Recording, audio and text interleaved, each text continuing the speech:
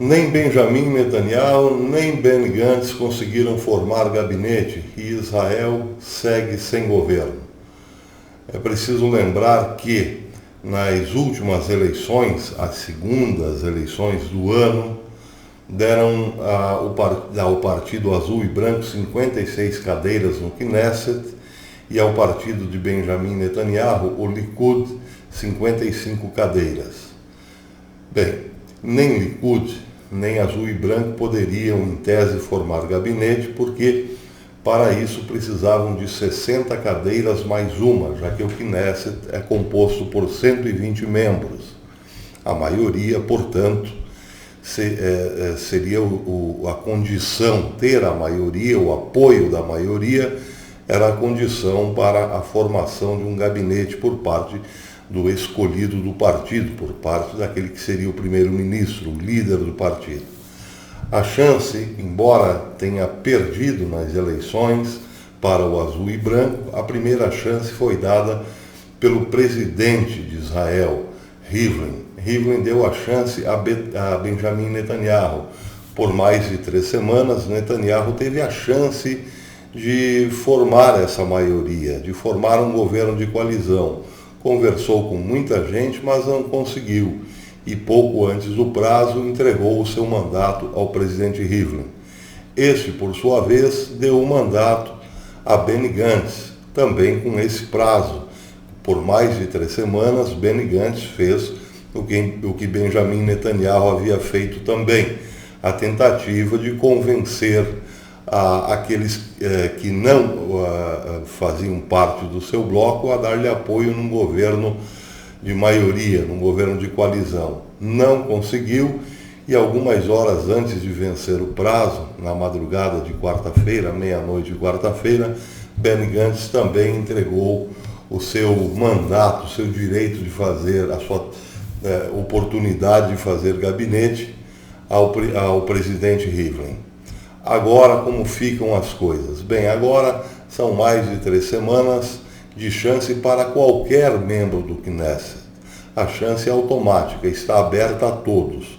Qualquer membro do Knesset que conseguir as 61 cadeiras pode se tornar primeiro-ministro de Israel.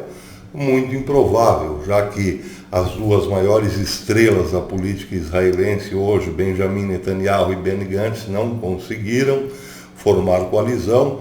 É muito improvável que algum outro nome consiga, nem mesmo o de Lieberman, porque Lieberman, os judeus da Torá, o partido Unidade da Torá, não quer saber, os religiosos que estão no Knesset não querem saber de Lieberman. Aliás, o tem acusado de traidor e inimigo da religião, inimigo de Deus e coisas desse tipo. Na verdade, Lieberman, que é o líder do partido Beitenu, Israel Beitenu, perseguiu sim os judeus ortodoxos, perseguiu os religiosos, tentou impor a eles a obrigação do serviço militar, não os quer na política, tem feito sim um ataque quase que sistemático aos religiosos. Portanto, os religiosos agora devolvem essa mesma aversão a Lieberman. Acusam Lieberman, inclusive, de ser o pivô de toda essa crise política que começou no começo do ano, se atravessou todo 2019 e provavelmente não terminará ainda esse ano. Depois dessa tentativa de mais de 3 semanas para qualquer dessa oportunidade para qualquer membro do Knesset formar gabinete, aí Israel terá que ir para uma terceira eleição. E é evidente que os problemas da primeira e da segunda certamente se repetirão numa terceira. Então Israel está realmente num impasse muito grande. Tem muita gente lembrando de profecias que dizem que Israel, antes da vinda do Messias, não teria governo. Tem muita gente lembrando disso. Bem, aí já entramos em outra área, mas é muito complicado pensar no Messias, na vinda do Messias, antes, pelo menos para nós cristãos, antes da vinda do anti-Messias. mas muitos judeus estão pensando nisso hoje.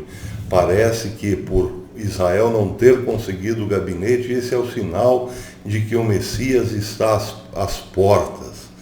Nós cristãos que temos outra interpretação das Escrituras ficamos um pouco apreensivos com essa euforia de muitos religiosos israelenses.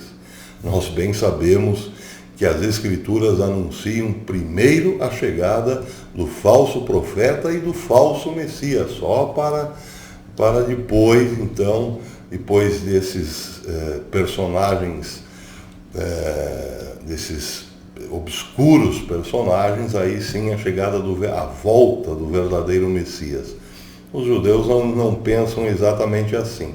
Mas seja como for, voltando para a área política especificamente, a coisa realmente está muito complicada em Israel. Porque Benny Gantz, que teve a chance e não conseguiu formar gabinete, saiu atirando na direção de Benjamin Netanyahu.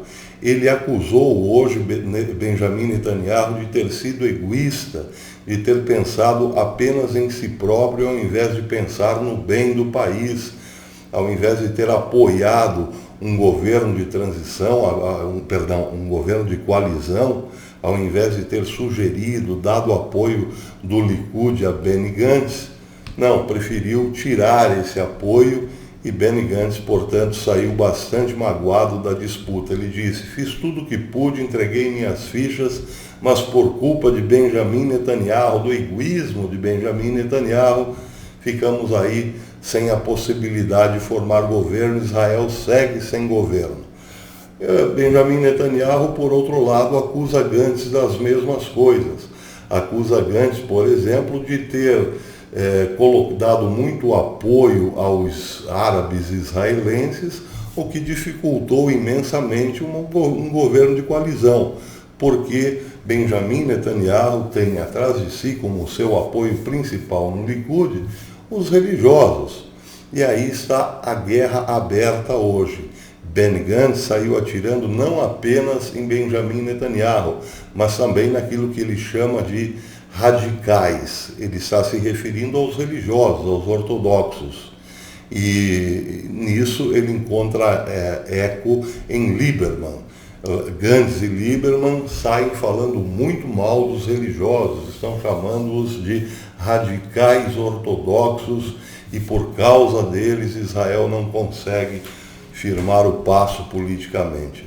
Já Benjamin Netanyahu disse o seguinte, disse mais ou menos nesses termos, não com essas palavras, mas nesses termos: isso é hipocrisia de Gantz, que perdeu, mas não está sabendo perder, porque esse mesmo Gantz que agora acusa os religiosos de radicais ortodoxos pediu há poucos dias atrás, apoio.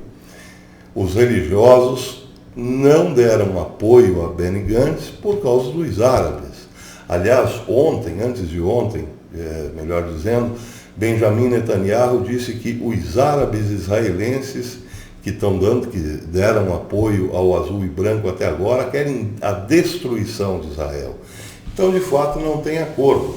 No Likud, o grande apoio de Benjamin Netanyahu são os judeus ortodoxos, o partido União da Torá, principalmente, que dá, sim, uma sustentação forte a Netanyahu.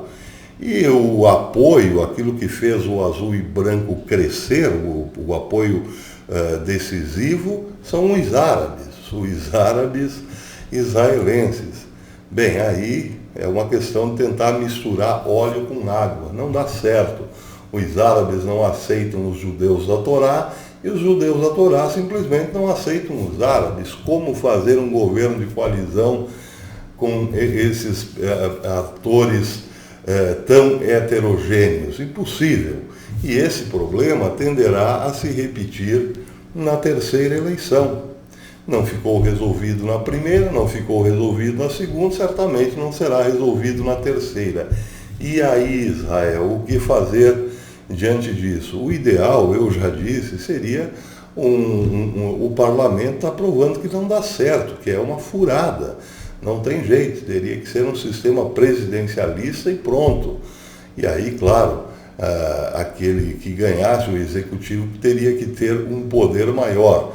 Quem está tendo poder agora, já que o governo, que ainda é de Benjamin Netanyahu, mas transitoriamente, é ele quem decide como primeiro-ministro, quem está mandando mesmo são os militares. E é possível também que Israel venha a ter um governo de exceção comandado pelos militares. Por quê? Porque a guerra está crescendo, a tensão entre aspas, porque tensão nessa hora chega a ser um eufemismo. O conflito com o Irã está cada dia mais quente. Ontem eu trouxe a notícia de que Israel havia interceptado 4 foguetes vindos da Síria, disparados por gente do Irã, por militares iranianos na Síria. Lançaram 4 foguetes em direção ao norte de Israel, o Iron Dome interceptou. Logo em seguida, a resposta de Israel foi pesada. A Síria informou que tinha interceptado todos os mísseis lançados pela Força Aérea de Israel. Hoje Israel mostrou a verdade, a real, mostrou por imagens de satélites áreas destruídas, carros, veículos destruídos de bases iranianas e também sírias. E informou que, isso foi a Síria que informou que dos ataques de Israel resultaram 23 mortos. Bem, foram mais de 20 ataques de Israel à Síria, o que fez a Rússia reclamar formalmente na ONU. A matéria saiu no Jerusalém Post com o título de que a Rússia está muito irada com os ataques aéreos de Israel na Síria. A matéria diz que Moscou opõe-se veementemente aos ataques aéreos de Israel contra instalações militares iranianas na Síria. Os ataques de mísseis de Israel à Síria, que se intensificaram recentemente, também contrariaram os esforços de normalização na região. Tais atos causam nossa maior preocupação e ressentimento, disse Polyansky na ONU, disse o representante russo na ONU. Pois aí é aquela história, pirão, farinha pouca, meu pirão primeiro, como diz o ditado. É o que a Rússia sempre faz, puxa a brasa para sua sardinha sempre. Não tem problema quando o Irã ataca Israel. Para a Rússia está tranquilo. Não tem problema quando o Hezbollah, armado por mísseis e foguetes iranianos, ataca Israel. Para a Rússia tudo bem. Agora, quando Israel vai lá para tentar acabar com o problema que lhe incomoda há muitos anos, aí a Rússia fica indignada e profundamente ressentida. Bem, isso é um mau sinal. Isso é sinal de que daqui a pouco, na medida em que Israel intensificar os ataques ao Irã, porque não podemos achar que o Irã vai ficar de boa nessa história, ele perdeu muita gente perdeu muita estrutura física na Síria e perdeu também muitos soldados. Mas não podemos achar que o Irã vai se dar por vencido, vai continuar provocando Israel até que a Rússia se veja, entre aspas, obrigada a entrar na briga. E é aí que mora o perigo.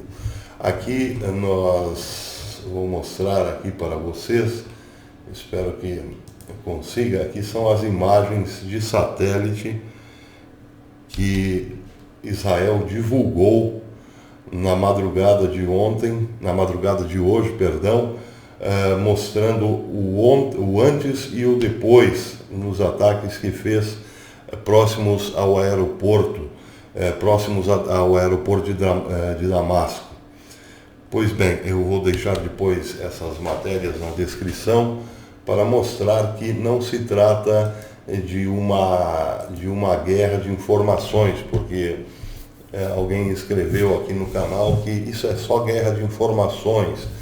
Quando Israel é atacado, o Iron Dome defende tudo e quando Israel ataca, o país atacado não consegue defender nada. Pois é basicamente isso mesmo. Culpa de Israel por ter um ótimo sistema de defesa? Não sei, o fato é que muito longe de ser uma propaganda, porque as forças de defesa de Israel, via de regra, nunca divulgam as suas ações.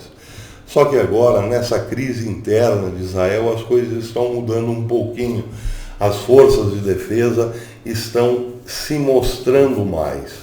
Há pouco tempo, o tenente-general, chefe da Força de Defesa de Israel, disse abertamente que Israel tem problemas, tem uma certa fragilidade no norte do país e no sul.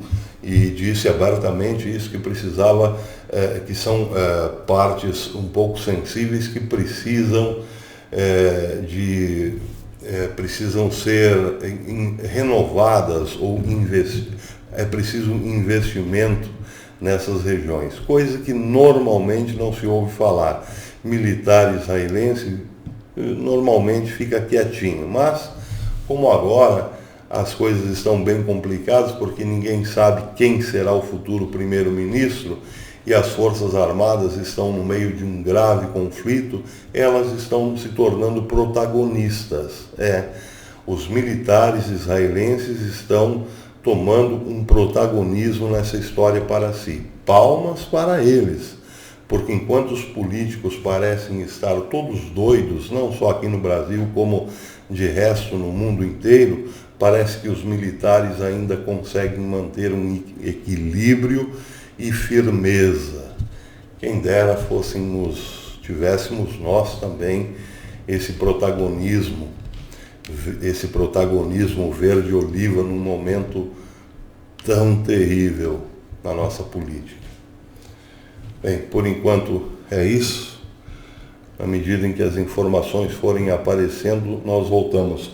Só quero lembrar aos amigos que agora o canal Professor Belay recebeu o presente do YouTube de poder oferecer o clube dos canais, ou melhor, oferecer a possibilidade da inscrição como membro. Se você gosta do canal, inscreva-se aqui como membro e aí você pode receber uma programação exclusiva, conteúdos exclusivos. Eu já expliquei isso numa live anterior, mas vou voltar a falar, porque até agora só 3 membros, só 3 pessoas, 3 amigos do canal resolveram ser membros.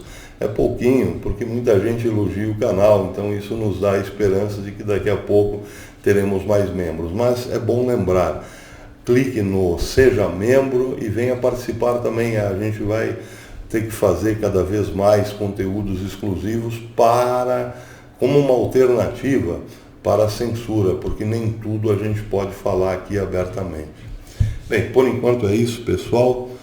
Até a próxima, assim que surgir alguma novidade, nós voltamos. Até depois.